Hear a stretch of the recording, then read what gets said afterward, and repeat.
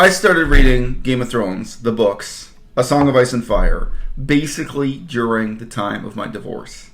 I remember it struck me, I was in a hotel room. When you get divorced, often involves hotel rooms. And I was in a hotel room, and I'd totally forgotten about the TV show and the books. It just wasn't on my mind. And, I was in a hotel room and packing or unpacking or something and turned on the TV. And there was Game of Thrones. So I would guess that was when season 3 came out, or something like that. And what country were you in? I mean, that is even harder to say. I was probably in Hong Kong, which is not really a country at all, truth be told. But and it just occurred to me. I thought, now that I'm divorced, I could take the time to actually read these books, which I'd never considered an option before. You may suddenly have a lot more time in your hands if you're divorced. So, and now here I am with my girlfriend, like 5 years later.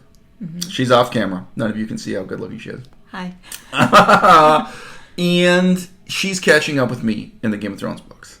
So I think for years, it has been on my mind to make a video trying to talk honestly about bad writing in the A Song of Ice and Fire books, in George R.R. Martin's work.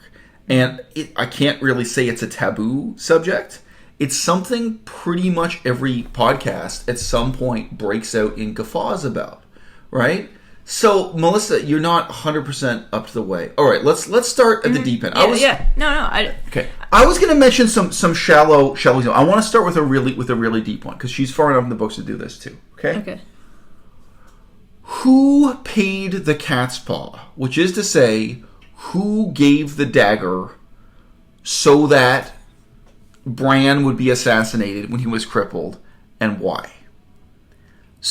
Background here. Still to this day, people show up at conferences where George R.R. Martin is speaking, and they say things like, slight variation words. I hope in the next book we'll finally get the solution to the cat's paw mystery. Yeah. And George R.R. Martin says back, I thought that already was solved. Really? That already was resolved in the books. Well, maybe it's because Tyrion believed it was Joffrey that ordered somebody to do that. Right. Joffrey had access to, because it's made of Valyrian steel. Yeah, right. So, but even Tyrion's account of it, there are so many holes. There are so many things lacking. There are so many things about it that don't make sense. Yeah. And this is like the central motivating element or instigating event for the plot for the first 3 books or something. Right. Yeah. It's basically why, what started the war. I mean, So why was this child assassinated? No reason. Why was he assassinated with a weapon that uniquely links the murderer to Littlefinger in King's Landing? No reason. He just picked that one at random.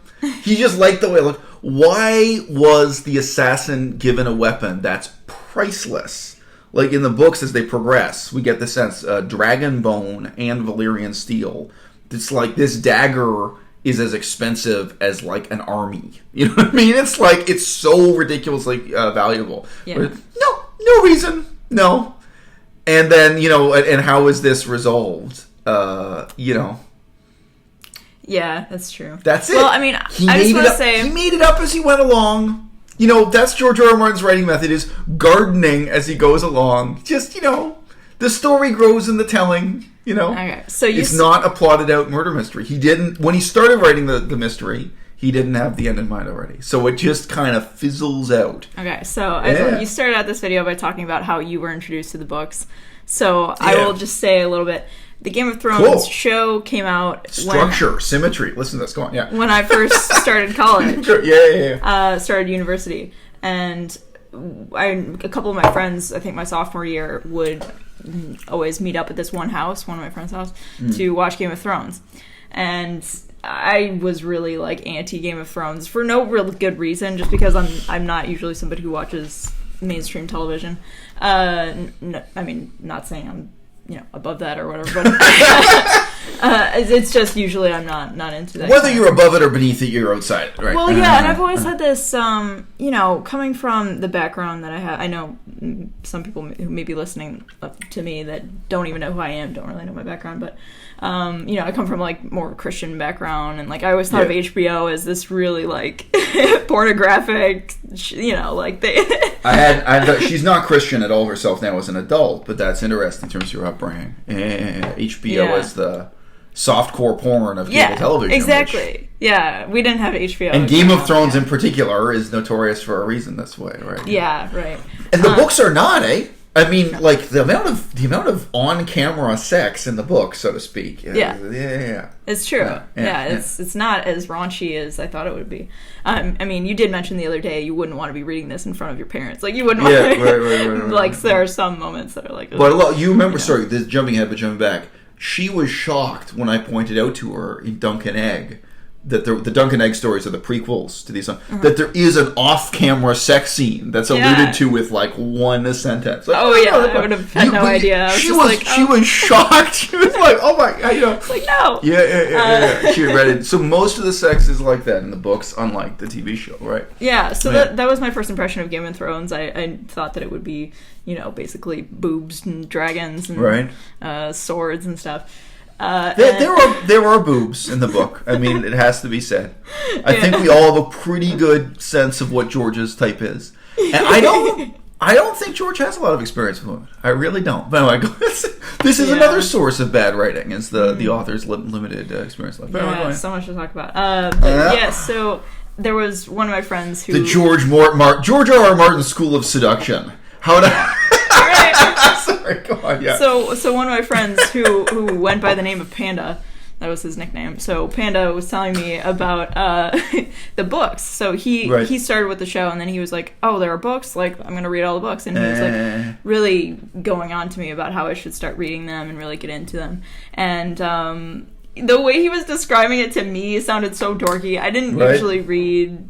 He was like, "And there are dragons." Yeah. There's the way and there's this sword fight. Yeah, he's like it's like a historical fictional novel, but like all these other things involve like dragons and zombies, like these creatures beyond the wall and stuff. In short, that was not convincing to me to get into the books or the show. So I successfully avoided it. Other than like people posting like. And then she fell in love with the wrong man. Yeah, it's funny because I got into your YouTube channel and you posted a video about Game of Thrones, and I remember that was one of the first kind of non-serious or silly things I had on my channel. Like before I started doing Game of Thrones and Song of Ice and Fire content, everything was pretty serious. Yeah, go on, just mention like whether it was politics or talking about my own life or whatever. Right. But that kind of changed the tone. But anyway, go on. Yeah. But so on my channel, you then heard me talking about. Yeah, I heard you. I mean, I had seen so many other videos from you beforehand. I was not expecting that. I was just, you didn't seem like the kind of person that would. I don't know what I thought the kind of person was that got into Game of Thrones. Kind of like nerdy, like they go to conventions, like. Okay, so I gotta jump in here. I don't know if she has more to say than that, but I gotta jump in here. So I heard a podcast recently, and they had new people on the podcast. They had like a round table, and one of the questions they asked is, "Who is your favorite character on Game of Thrones?" Sorry, in the books, Song of Ice and Fire, whatever. Sorry, we're talking about the books here. We're not really talking about the TV show at all. Yeah. Who is your favorite character in the book series? And you kind of can tell something about the people. And naturally, nobody's going to say Jon Snow. They all said, pretty obscure characters, like pretty minor characters who did memorable things or something. Right. But just the first thing I thought, wow, if that was put to me with no preparation, like if I were a guest on this podcast, my answer would be Kevin Lannister. Mm. So Kevin Lannister gets one chapter from his point of view, and you haven't gotten to it yet. It's right at the end. Okay. So don't worry. Kevin Lannister is the prototypical mean old man talking about politics in the book. Mm. He's just like, it's that side of the books. But if you ask, you said, what kind of person likes Game of Thrones? Or why would I be the kind of person who likes Game of Thrones? I'm not into dragons. I'm not into zombies. I have other sources of boobs in my life. I'm not reading the books for erotic interest or whatever, right? Yeah. But to me, it's really moving and really interesting and really politically stimulating. including, Kevin Lannister. But Kevin Lannister he's like, for all of his, he is just another guy who sits there and talks about and reflects on the political situation. But yeah, all the chapters that are mean old men discussing politics are thrilling to me. And like, the childhood perspective of Bran is of no interest. Right. None. The various female characters, teenage girl having her period for the first time. That was well written, by the way. I mean, I'm not saying that was, but not what I'm here for. You know what I mean? So, I mean, there's a lot there in terms of the range of life experience. But yeah, in terms of why I'm the kind of person, yeah. Yeah, I'm after in it for reading Kevin it, Lannister. I do understand why you got into it. And also, yeah, I read it based on your suggestions. Like, the first book is... Yes, right. A lot of chapters are about the young characters, and you just said basically to skip them, did you start with all 3 Dunk and Egg novels, or did you just read one or something? That's right, did you read all 3? Yep, okay. I started with all 3 of the Dunk and Egg novels. Yeah. So, okay, this podcast that is about bad writing in Game of Thrones. I think the Dunk and Egg novels are exquisitely well written. I think they're extremely well written. The very first of the 3 stories is a little bit subtle in its virtues. Like, I can imagine someone reading it and just seeing, well, what's the big deal? But I do think the first one is also very well written. But then the next 2, currently there are only 3. There's supposed to be like 7 more. But I think that those are really, really well written and are a really good way into the books. And I mean, I think you just get the point there. Honor and dignity matter, and visibly and invisibly, our obligations in life are linked to politics and trying to make the world a better place. And what kind of man do you want to be? The ontic mooring. This is real academic speak, but like the sub-basement level structure of what these books are about, philosophically and politically, I think is really set out for you there in those short stories, and without dragons.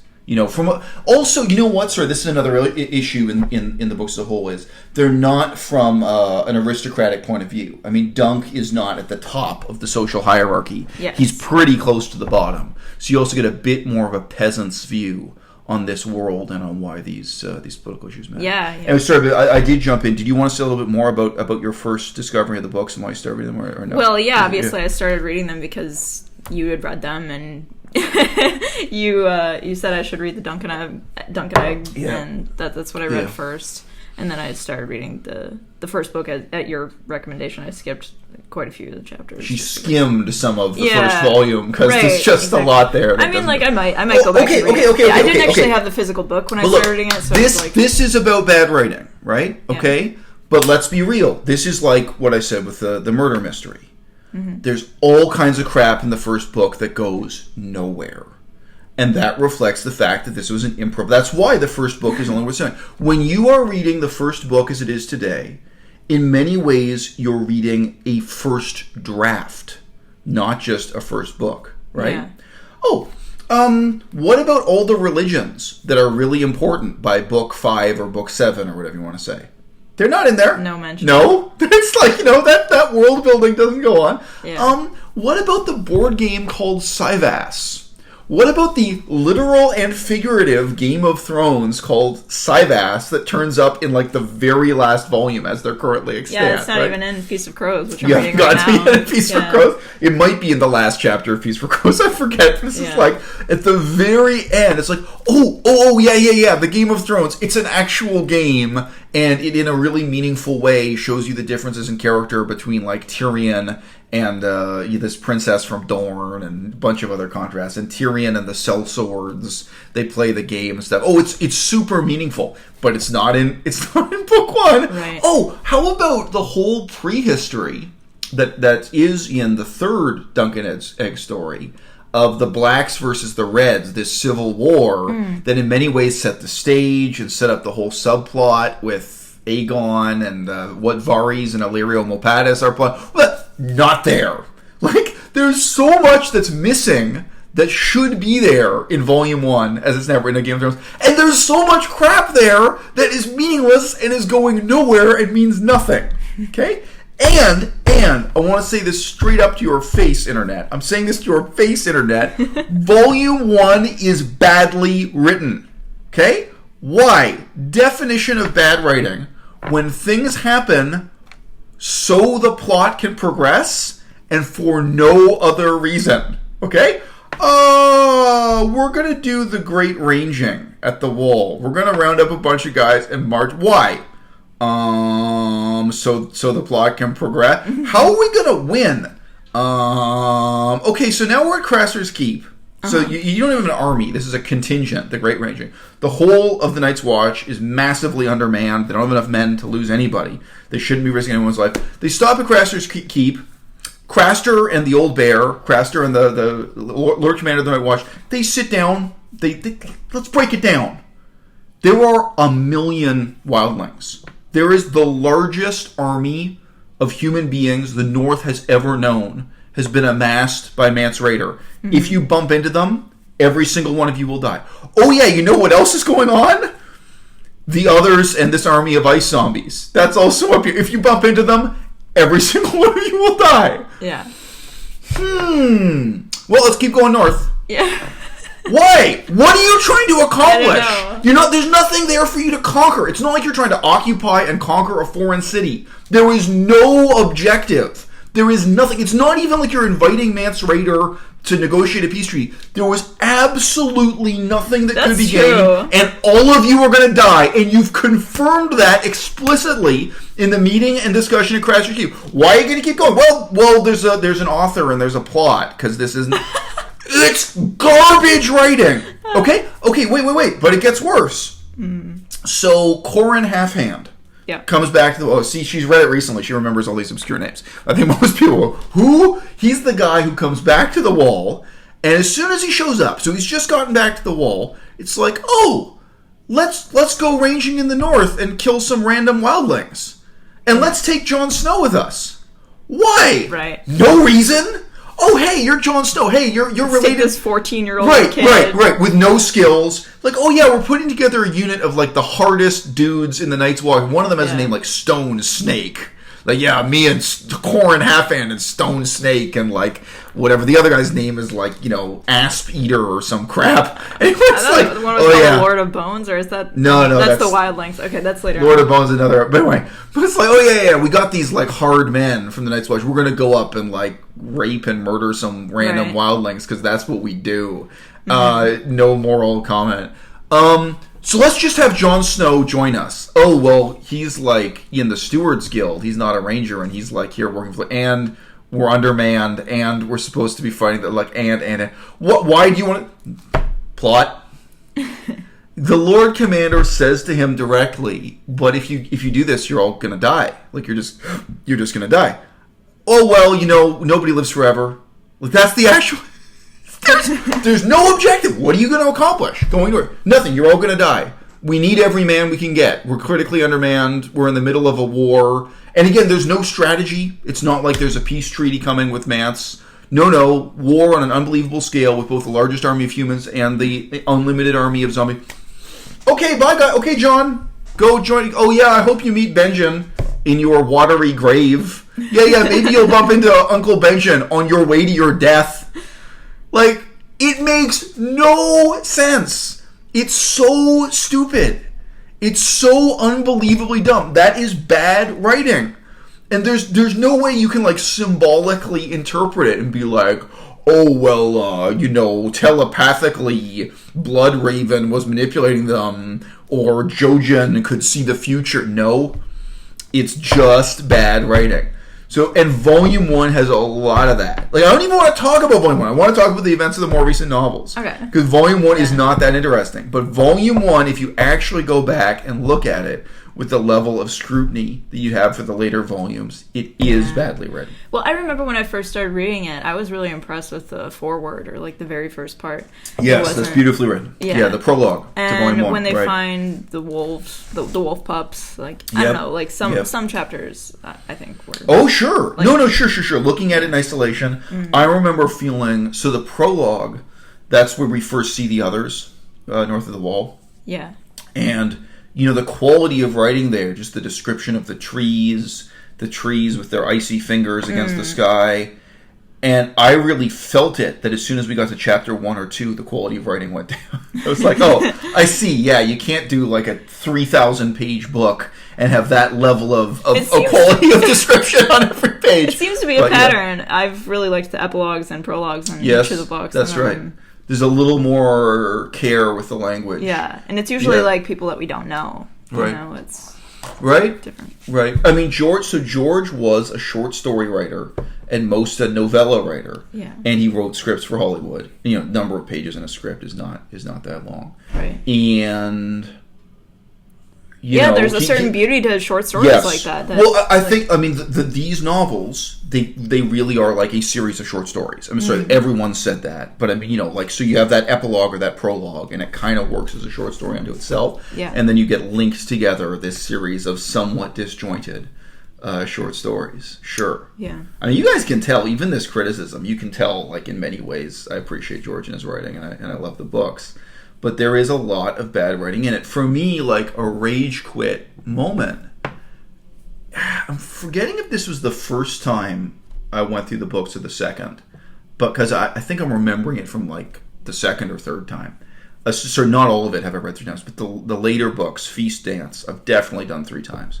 But I remember when Sam gets to Old Town. When Sam arrives in Old Town, it's like, oh my God! So we have, as readers, we have no interest in Old Town. It is just another town on the map. It's not like, oh great, with all this foreshadowing, I'm really interested to have a detailed description of Old Town. And it's like toward the end of a 3,000-page novel, it's like, okay guys, I'm now going to explain to you what the market looks like, and what the bridge looks like, and the cobblestones, and the architecture, and you're going to get a guided tour, and there's this tower, and there's some history behind the tower. It's like, my dude, if this was in Volume 1, within the first 200 pages of Volume 1, okay. Like, we all signed up for that. Like, if you start a new novel, you start a new story, let's see, I don't even remember, the first description of King's Landing probably was like that. When the Stark family arrives in King's Landing and it smells bad and whatever. Okay, fine. The first description of Winterfell, fine. But like, dude, you are so many volumes into this, and there's nothing interesting about it. The description of Old Town is an old town. There is absolutely nothing interesting about the description of Old Town as Sam is on his way to the Citadel. Nothing. Yeah, it's a little much, but, this is coming from somebody who has read all of the Lord of the Rings books. Yeah. That was another level of description and just too much. So do you feel you accept that? Because I know. For me, if the description serves no purpose. Yeah, I know. I felt that way. I'm sorry, I'm just not remembering where she is right now, but wherever Arya is in the story right now, like she arrived. I assume. Bravos, yeah. When she arrived, I felt like there were like just right. The description was too much. I mean, it could have been condensed into maybe 1 page or 2 pages, but I don't know. It was a little much. I know he's introducing a new place, but. But why? I mean, that's ultimately the question. Like, what? I mean, in terms of the original plan of the books, we got a lot of description of the Horse Lords, the Dothraki, and their society. Yes. And it's clear the original plan of the books was, okay, we get this foreshadowing set up, we learn about their society, and then a large part of the book is going to be them arriving in Westeros and overrunning Westeros and how everything changes. Yeah. When Westeros is conquered by a bunch of horse-riding barbarians. Is that what the books are about anymore? Like, is that still going to happen? Maybe Daenerys comes over, but it now seems like this minor thing. Now it's like, oh no, we have all this description of the Iron Islands, and the Iron Islands and like the religious themes attached to Euron Greyjoy, who wasn't even a character in like the first 3 books or something. Like, he was just one more branch on a family tree. Like, oh no, this is what's really important, is like the religion of the Iron Islands. Like, okay. Is that the major, like, symbolic, political, and moral conflict or not? Yeah, I think you told me that it has the world record for number of characters. Yes, the whole series. And that, I don't really accept that. And most of the time when I'm reading about the descriptions of the horses, but the families, like, I just tune out. Like, I try to read what information is relevant, but then it's like, I don't need to know the whole family tree for every single character. Yeah. Okay, look, I mean, I appreciate the imaginativeness, the creativity, but yeah, like you say, if it's not for a purpose, or if it's not, I don't know. Do you think it has more of a point, like the descriptions of the family names and how people are related?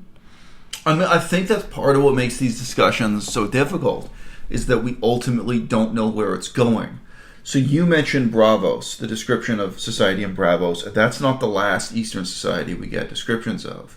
And these Eastern societies are obviously isolated from the plot in Wessos, you know.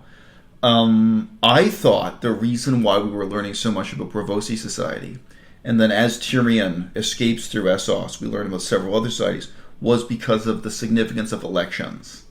Was that we were given a kind of real-world introduction to democracy, so that democracy doesn't seem like some perfect ideal.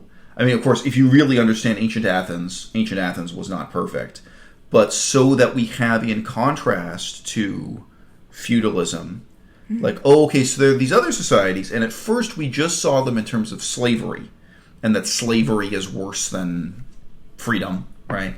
Which, you know, obviously this is also true of ancient Rome and ancient Athens. Okay, so slavery is a big deal. But then as the books progress bit by bit, we find out, okay, these people don't have a king, they don't have lords and so on, they have elections, and this changes the whole society. Now, maybe that's meaningful, and maybe it's not, because we don't know where it's going yet.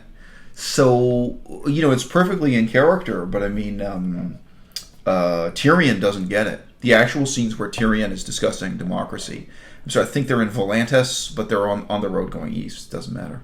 It's just like, oh, ho, ho, ho, this is delightful. Like, oh, yeah, you know, look at these elections. Isn't this charming? You know, but I mean, Tyrion is just scoffing at it, laughing at this, as opposed to having a society where, on the one hand, you have people like Jaime Lannister in power because they're really good at killing people. Jaime Lannister and Robert Baratheon both. So the handsome, physically massive, murderous aristocrat, and people like you, Tyrion, people who just have a name, who just have a claim to a bloodline, and have no other redeeming qualities and are worthless in battle.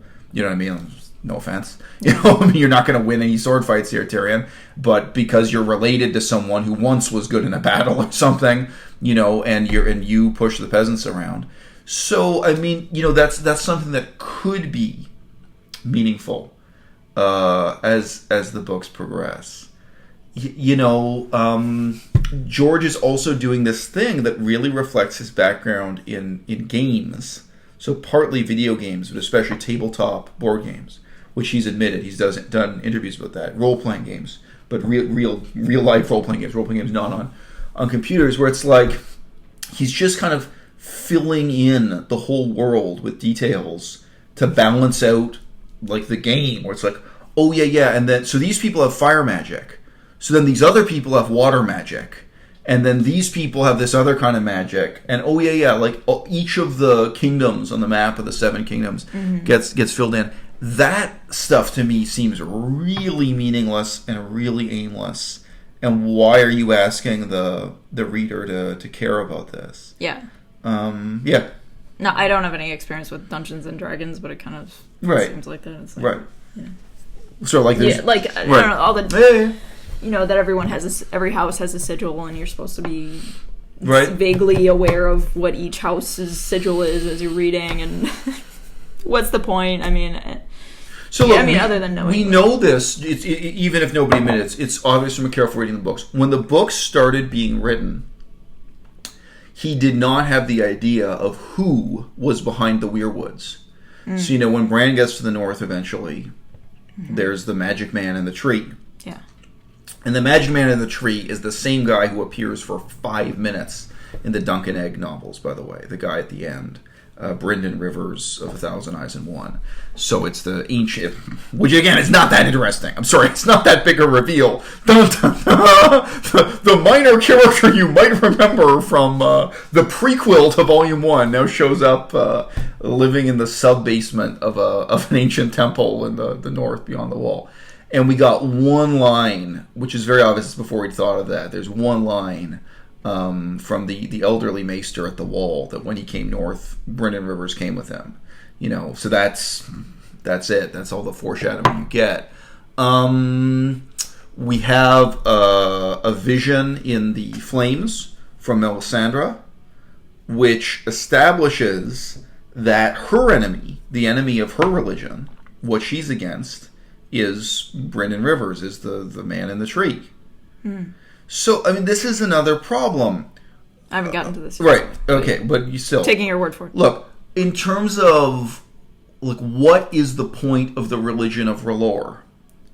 These books were written at a time when America's war in Iraq and Afghanistan was a big deal. George R.R. Martin, his personal history goes back to the Vietnam War. Everyone knows this. But obviously, Islam is a big deal. And the religion of R'hllor enters the books originally. The first significance we get is that they burn statues. They burn idols. It's iconoclastic, which is like Islam. And they burn people. They burn witches at the stake and so on, right? So that's the initial, significance of this. And then it's shifted. So who is the great other, or what is it fighting against? Well, originally, we had the contrast between the kind of Catholicism of the religion of the Seven and the Islam of, the religion of R'hllor. And maybe that meant something, and maybe that mattered. Maybe that was going one direction, because George R.R. Martin is extremely harsh critic of religion. If you don't believe me, read the different Thousand Worlds stories. I've done YouTube videos on them in the past. But, at this point... all of that has really become pretty pointless and aimless, in my opinion.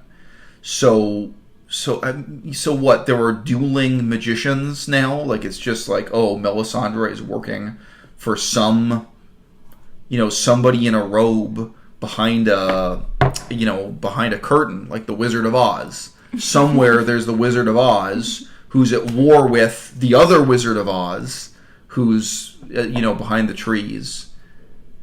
Yeah, it's dumb. I feel that's bad writing, and I think it reflects the fact that when the books were started, none of this stuff. He didn't really have a structure. He didn't really have a plan. And I think the next book is taking so long to write. Largely for those reasons, right? Oh, hey, look! Wait, what about because he's trying to connect all these dots? Even Cersei's character, right? Even Cersei having this memory of her childhood dream that still haunts her, going to see the fortune teller. Right. That enters a little bit late, guys. The big reveal for that's a few novels late. It was beginning of this That's right. book. So that's in Feast for Crows. Yeah. Yeah. It's oh yeah, right. By the way, guys, I have a motivation that explains my behavior up to this point and in the future. Really? Yeah. Really though? It's not involved. Okay, so how does that explain that you responded to the death of your husband, whom you hated, by trying to seduce Ned Stark? In terms of who she was, there was no plan. There was no thought put into this. No. Her situation is that she's motivated by this, this childhood experience she had that shaped her. Yeah, I think that would be a different novel, Mm-hmm. Anyway, and look, I basically am someone who thinks the books got better as they progressed and more interesting, and I like the writing from Cersei's perspective in the later books and so on. Yeah. I think it raises a lot of interesting questions, and again, she's a mean middle-aged person, thinking about politics. But yeah, so you may not know this, babe. My girlfriend may not know this. One of the other notorious things is that George had planned, and this isn't just at the beginning, right up to the last minute, right up to Feast for Crows, Dance with Dragons, his plan was to have the plot stop and then to have a 5-year gap and then continue the plot 5 years later. So one of the chapters from The Winds of Winter, which isn't published yet, but they're individual chapters that have been posted by the author publicly, it has Arya having quite an active sex life. So she's supposed to be 5 years older, right? So she was supposed to go from 14 to 19 in the 5 years gap, and then that never happened, right? And Jon Snow is maybe 16 or something in his position of political power. Yeah. Again, if there was the 5 year gap, or if there were 5 years that passed during which time the Night's Watch were getting more and more pissed off with his leadership before he's assassinated or something. Like, it's hard to say where exactly in each of those storylines the 5-year gap would have been. Maybe the 5-year gap was supposed to be after John's assassination, like he stays dead for 5 years. Mm-hmm. But this is another. I'm sorry, it's just bad writing. Removing the 5-year gap, and then all the characters are too young for what had been sketched out in the plot. And I'm sorry, the whole emergence of Dorne of the South into the plot, which is in the book that I'm reading. Right. I mean, so like, you don't get any perspective from Dorne until this fourth book. Right, and also, it's supposed to be so important. Right. And also not even in the Duncan Egg novels, by the way. Like, you don't get any sense Dorne is an important place or, or is part of the political situation. Right, there's this other place called Dorne. I'm sorry, but the emergence of both Dorne and the Iron Islands in the later books, it's bad writing. Yeah. And like all of a sudden, there's this princess, and she also has really big breasts, and you're supposed to care a lot about her storyline all of a sudden, even though like her only defining character traits are that she's really shallow and really stubborn and really short-sighted and really selfish. She's a selfish, dumb biatch. She has there's nothing interesting about her. And none of these people have any motivation. I mean, sorry, any interesting motivation. Yeah. Something that we've talked about together is that, I like in this book, A Feast for Crows, that you're now getting the perspective of poor people or just people who are not in positions of power. Right. And, you mentioned that that's partly why Duncan Egg is interesting to you, these short novellas or whatever. As opposed to just the perspective of the most elite aristocrats in the society. Yeah, I think one way that he could have written it differently is focus on these same characters in the same locations, don't introduce more places. Yeah. Just try to stick to the characters that we already know within the first 3 books and maybe look at different perspectives in future books rather than, like, we're getting to know Dorne now through the perspective of both the people in charge and the people who are not in charge. But why do we care about Dorne? I mean, we've been reading for so many pages already. Like, why should we care about Dorne? What's happening with Dothraki? If Dorne has managed to be so insignificant to the political situation up until now, they can keep on being insignificant. Right. And I personally really like the chapters with the Wall and with Jon Snow. Right. I wish we would have more perspective up there too, and not just Jon. And, a little bit of Sam. But Sam is going to Old Town, which is another plot device. All of a sudden, what are we going to do with this? And believe me, when you get to Old Town, there are like 20 more named characters in Old Town who all matter, who all are important in their own way. I mean, that's the way that it seems to be going. And I don't know, like, as a writer, you have to be thinking about how can you wrap this up? How are you ever going to wrap this up? Or is this just going to be something that's infinite? This discussion is totally about the books and not about the TV show. But there's a parallel challenge for writers, which is the art of omission. So, like, there are large parts of this story that could be omitted and could be more powerful for that reason. So, you would know this at least from the TV show. The TV show did a terrible job with this. But Tyrion murders his own father, and then he goes a little bit crazy, or this has a big emotional impact on him and his relationship with various prostitutes. It's all kind of crashing down on him, okay? You know what? You don't need to see that. It could be way more powerful if Tyrion murders his father and then he re-enters the plot years later and you just see how he's changed. And you just, it could be in there in 2 sentences and not from his perspective. It's like, I used to be an aristocrat and now I'm like this wandering, revenant. This is what's left of me. Like, where it just shattered him. Where he's just, he is devastated. And you see that devastation. But no, like, George's way of writing that is like, here's Tyrion getting drunk again. Here's Tyrion being self-pitying again. Here's Tyrion going to another brothel and sleeping with another prostitute and another one again. And I'm sorry, but that too is bad writing. Mm-hmm. Maybe that's the bad writing that's the easiest to ignore because people do care about Tyrion. They already have enough invested in him. But does he change? I mean, like in the books, does he change after this? What he goes through? I mean, because one of the issues that that a writer always has to think about. I think that's a really good question, Joe. Sorry, but you keep going. But do any of the characters change as much as they should? Right. That's what I was just going to say. That's one of the issues with writing, that you need to actually have character development. Or otherwise, what is the point of reading about these static characters that are, not making any changes? Anyway, so yeah. No, I know. So I've mentioned this to my girlfriend before. I read a book when I was a child. Some of you will guess what this book was. It's a famous book. I'm not going to name it. I read a book when I was a child, and it's a mainstream corporate crap paperback book that a lot of children read.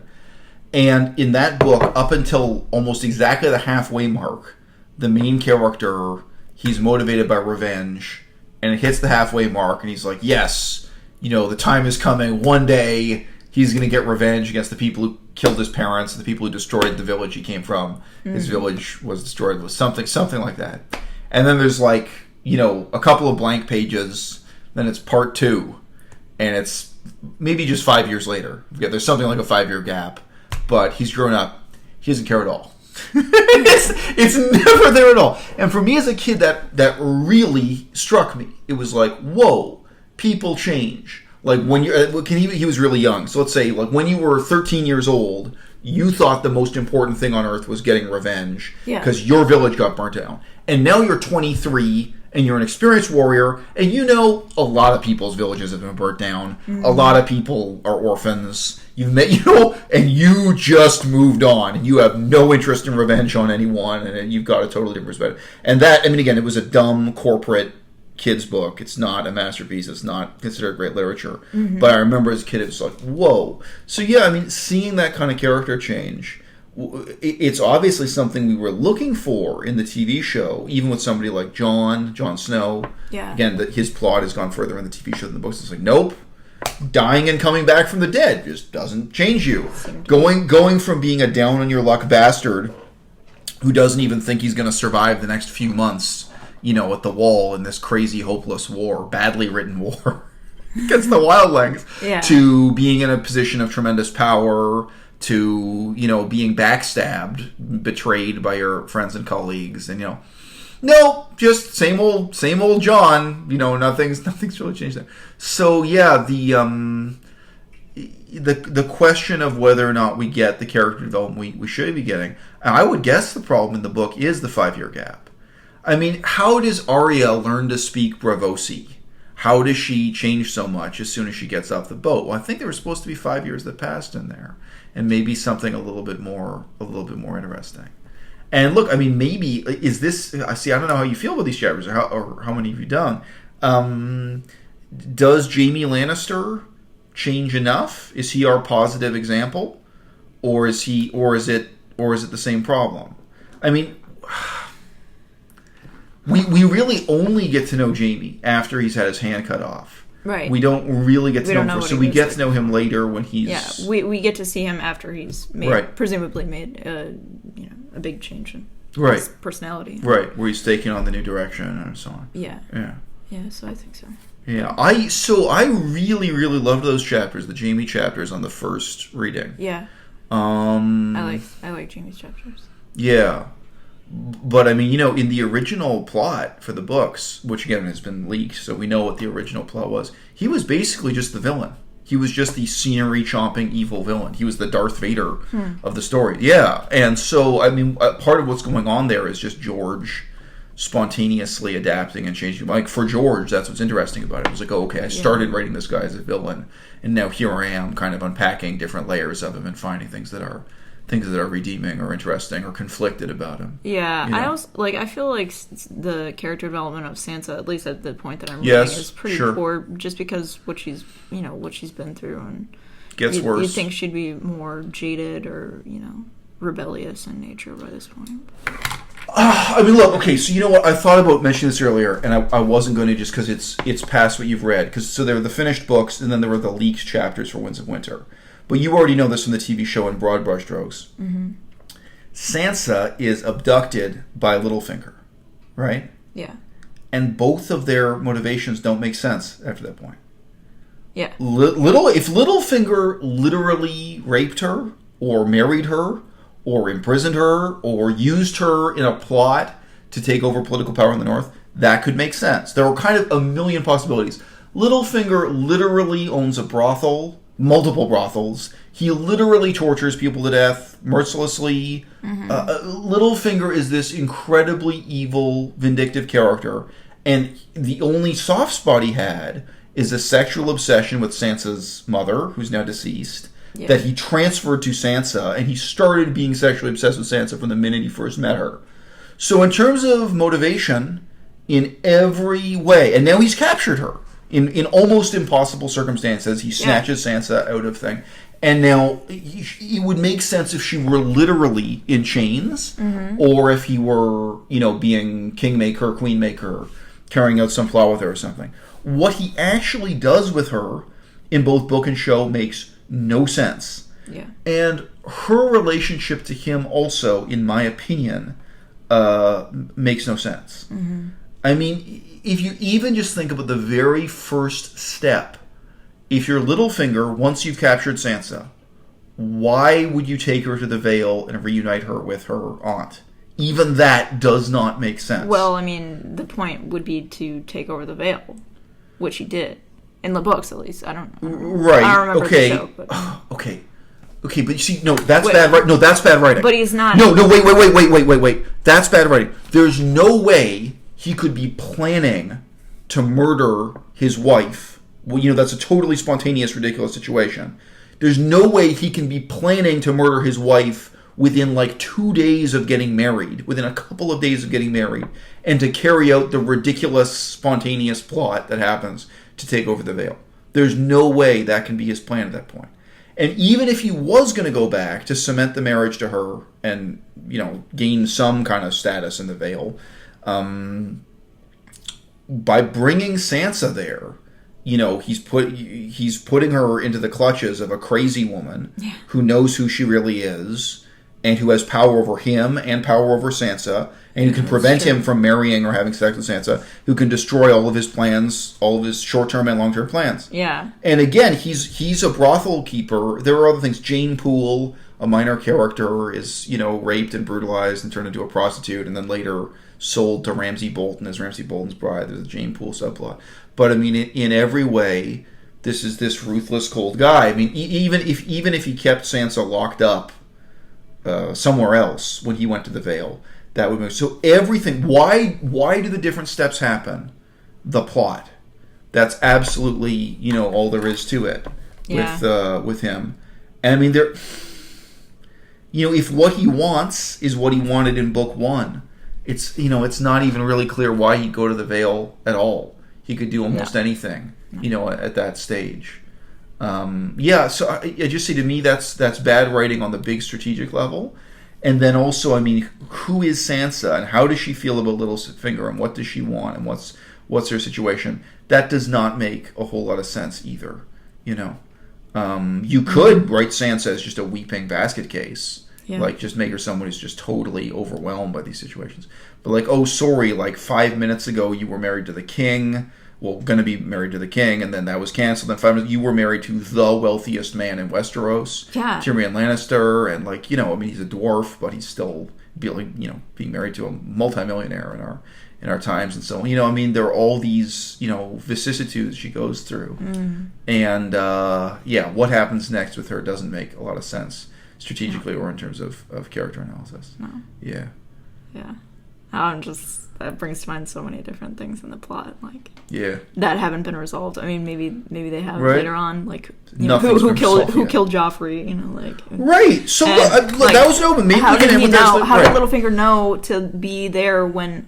Okay. Yes. Right. We do know because of his. Okay. Well, if you think Littlefinger planned it, if you think he conspired to plan it, then he knew when to be there because he's guilty, because he's implicated in it. Right. So, but I mean, that's the conclusion most people come to with the plot to kill Bran. But then it seems is that Littlefinger must have been responsible for it because otherwise nothing makes sense. Yeah. And the other explanation is it's just really badly written. So that if Littlefinger didn't orchestrate that, Yeah, it also seems too convenient to put all these major plot points on Littlefinger. This is his fault. That's right. All these situations. Everything becomes He's Littlefinger's just fault. Ultimate evil. Everything that's not becomes very Littlefinger's realistic. fault because he compensates for bad writing. Okay, so look, that you know who's a parallel to that is Ramsay Bolton. All right, sorry, this is another straight up bad writing thing. So sorry, but Littlefinger, like one of the reveals is, the letter written from Lysa to Catelyn to start the war was because of Littlefinger. Because it's in Littlefinger's interest to start this war. No, it's just bad writing. It's like, Littlefinger was plotting that. Okay, that makes sense because otherwise nothing makes sense. All right, moving on. Ramsay Bolton, telepathic mastermind. Ramsay Bolton is like, by the way, I have this disguise here ready to go. Like, he meets Theon, like, my name is Reek. I have this other identity. Later on, no, it's not. I'm secretly Ramsay Bolton. Yeah. I've got this plan. We'll murder these 2 boys on the farm and do this thing. Yeah. There's this series of plot points there where it's like, if Ramsay Bolton is not telepathic, can see the future, super genius, nothing he's doing makes sense. And that continues, right? It continues not making sense, Ramsay Bolton's plot. So there are people who read the books like, it's like Ramsay is like secretly a green seer, like he can see the future. It's like, no, it's just bad writing. I think step by step, everything that happened with Ramsay is badly written. And it's just like, George is an award-winning horror writer, and that had to come out at some point. So, to me that seems totally, improvised. The point where Reek goes away to get help, and then Reek comes back with an army because he was secretly Ramsay Bolton the whole time. It's like, nothing about this made sense up to this point. And also, the TV show does a good job with that, where, Arya disguises herself as a commoner, but Tyrion can tell she's not really. He says, you don't talk like a commoner. Right. Like, okay, so Ramsay Bolton, raised by the second most powerful and wealthy house in the north, blah, blah, blah. We know his whole background. Like, nobody can guess that you're not, Reek. And nobody else around acts like this is weird or like. It's just bad writing. So, yeah. Okay, there you go. I mean, look, guys, if you look at them as a whole, the A Song of Ice and Fire books are a flawed masterpiece. I think they're called a masterpiece for a reason, but they are a badly flawed masterpiece. And nobody wants to go back and fix the errors in them more than George R.R. Martin himself. I think he knows that, and I think he's really burdened by that. And I think that's part of why the Dunk and Egg novels are being written, is so that the novels can start with something that's written where he's already aware of the ending, including like, there's the Blackfire Rebellion and the War of the Sixpenny Kings and all this other stuff about the political situation and what was going on in King's Landing 100 years before the plot started, all this stuff he made up later that isn't there in the first 2 or even 3 books or whatever, to go back and rewrite the beginning, the genesis of the plot action. All right, well, anyone who's watched the TV show Whose Line Is It Anyway will get this. Game of Thrones is like the book where everything's made up and the points don't matter. That's what I'm saying about it. But I'm going to continue reading it, I presume. Yeah. I mean, I'm only on the 4th book and I still have a lot to go. Well, if you guys ever take the time to read George R.R. Martin's Thousand World books, what he's really strong on is sentiment, is writing a story around a sentiment, around like just a feeling is what the story's supposed to evoke. And, he really was kind of an early proponent of idea-driven short storytelling. And really the only ones I can remember that were any good, they were basically just anti-religion. Stuff like 7 Times Never Kill a Man, A Song for Elia, where it was critique of religion. And, he really challenged himself with this. I feel that these books are, in many ways, a response to the malaise of American imperialism in his lifetime, in the last 20, 30 years. That American democracy has lost its appeal, the American empire, the endless wars in Iraq and Afghanistan, and his own memories of the Vietnam War and stuff. And it's not that he's against democracy, don't get me wrong, but I think he's wrestling with, a lot of these questions. And I think it evokes those sentiments powerfully, a lot of this stuff. And there is other stuff there. I mean, there's a lot of stuff in here about being fat. There's a lot of stuff about wrestling with your own sexuality. Even Jaime Lannister dealing with his own celibacy and stuff. There are other themes, there are other things that come up. And they work as kind of isolated sentiments story by story Yeah. as the books progress. But there is a lot wrong with it. Mm-hmm. And I think exactly his trick of having a last-minute fix written in. Yes. Like, oh, it was Littlefinger all along. Oh, it was Varys all along. Varys all along, his motivation was to plot a restoration of the Blackfyre dynasty. The Blackfyre dynasty hadn't even been thought of during the writing of the first 3 books. Like, oh yeah, we've added this in so Varys has a motive. No. Sorry, but do you guys remember back in book 1 and even the first couple seasons of the TV show, Varys' motivation was supposed to be that he was passionately opposed to black magic. Or opposed to magic in general. Yeah, that was the because of what happened to him. Right, I mean, but also his whole storyline. Stannis represented magic, and his reason for opposing Stannis was that Stannis would bring back magic and religious fundamentalism. So that was interesting. Was Varys representing secularism and science, right, and Stannis representing magic and, frankly, Islam. Okay, that's a conflict. Now, what does Varys represent? No, I haven't seen him in forever. In okay, so you haven't got.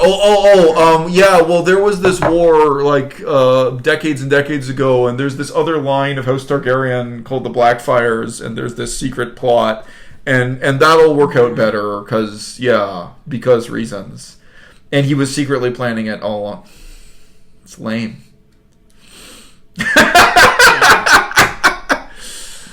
All right, look, George is at this point the highest paid non-productive author in the world. He's being given millions of dollars to write this book, The Winds of Winter, that to say he's behind schedule is an understatement. And we will see. It's a compliment to the guy to say that he has big shoes to fill because he created those shoes himself. The shoes from the fill that he created himself. Mm-hmm. But on the other hand, I think a lot of us, having now read these books 2 and 3 times or whatever, I think a lot of us, our expectations are low. I think a lot of us are expecting to be disappointed. Obviously, the TV show has disappointed us all. What's going to happen when Jon Snow gets up off that stone slab, and is resurrected? I don't think he has anything meaningful to tell us. I don't think Varys has anything meaningful to us. I think the philosophy of Varys and Littlefinger and Jon Snow has already been exhausted in these novels. And it's what do you think something really fascinating, brilliant, insightful is coming from Dorne? I don't. Yeah. So yeah, I'm still reading, I'm still hoping, I'm still listening to podcasts talking about this stuff. It's been a very evocative, very inspiring series of novels for me. Yeah. But sadly, there's just enough bad writing that that in terms of what I expect to come next, my expectations are low. Bye.